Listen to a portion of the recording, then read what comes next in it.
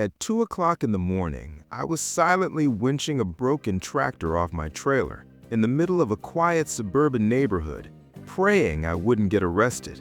Why? Because my narcissistic mother-in-law threatened to sue us over her property. So I decided to give her exactly what she asked for. If you've ever dealt with a family member who sucks the joy out of every room they enter, if you've ever been bullied, threatened, or pushed around by someone who thinks they're untouchable, hit that like button, subscribe, and settle in, because this revenge is quiet, calculated, and absolutely brutal. Let me explain why this had to happen. My mother-in-law is, without exaggeration, the most narcissistic, self-serving human being I've ever met. She's not loud, she's not explosive, she's worse. She's a black hole. Every room she enters gets colder. Every conversation becomes about her. Every visit leaves you emotionally exhausted, anxious, and questioning your own sanity. Thankfully, she lives on Long Island, and she's terrified of driving off the island, so we only see her once, maybe twice a year. We have 3 kids. In the last 5 years, she's visited exactly one of them. Why? Because apparently driving 30 minutes to Connecticut to buy a lamp at an auction is reasonable, but driving to see her grandchild on their birthday? Absolutely impossible. That tells you everything you need to know. About 5 years ago, my wife and I bought her uncle's cabin in upstate New York. 17 acres, trees everywhere, quiet, peaceful, the kind of place where your blood pressure drops the second you arrive. The cabin itself was a little rough, but we fixed it up. It became our summer escape. The property also came with several sheds, tools, chainsaws, and 2 massive old Ford tractors. When we bought it, the contract was crystal clear. All contents convey. Her uncle didn't care. What's he gonna do with a tractor in Brooklyn? A few weeks after closing, my phone rings. It's my mother-in-law. And immediately I can hear it in her voice, that sharp, offended tone like the world has personally wronged her.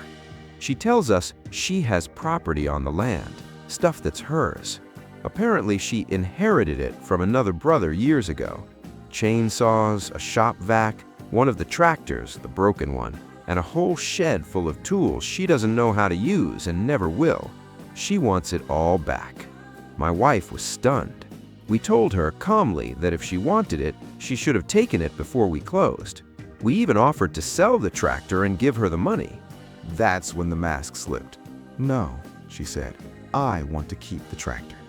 The tractor that doesn't run, that's rusting, that's sitting in a shed we plan to demolish to build a garage." We told her repeatedly that it had to go.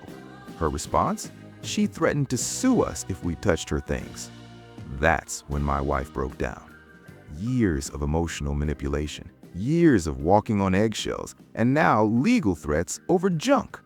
I looked at her and said, "Don't worry, I'll handle it." The next weekend, we're up at the cabin. I roll the tractor out of the shed. I gather every single item she ever claimed. My wife asks what I'm doing. I tell her, "Just putting your mom's stuff together." She shrugs. "Whatever, it can sit outside, I don't care." That night, after everyone went to sleep, I hatched the plan. I hooked up my trailer, quietly, methodically. The tractor didn't run, so I had to winch it on inch by inch, trying not to wake a soul. Then I loaded everything else, the chainsaws, the tools, the shop vac. I built a massive wooden crate, 4 feet by 4 feet, 3 feet tall, heavy as hell, because fuck her. I hit the road, 2.5 hours, pitch black, pure adrenaline. I pull into her quiet suburban neighborhood at exactly 2 a.m. Perfect lawns, sleeping houses, not a soul in sight. I back the trailer into her driveway like a pro. The ramps go down. I use the winch to slowly roll the tractor off. Every sound feels amplified. Every clank feels like a siren. I put a sweater under the jack to muffle the noise. The crate? I roll it off with a dolly. It's easily 300 pounds, sweat pouring, heart pounding. I leave everything neatly arranged right next to her car, right where she has to see it.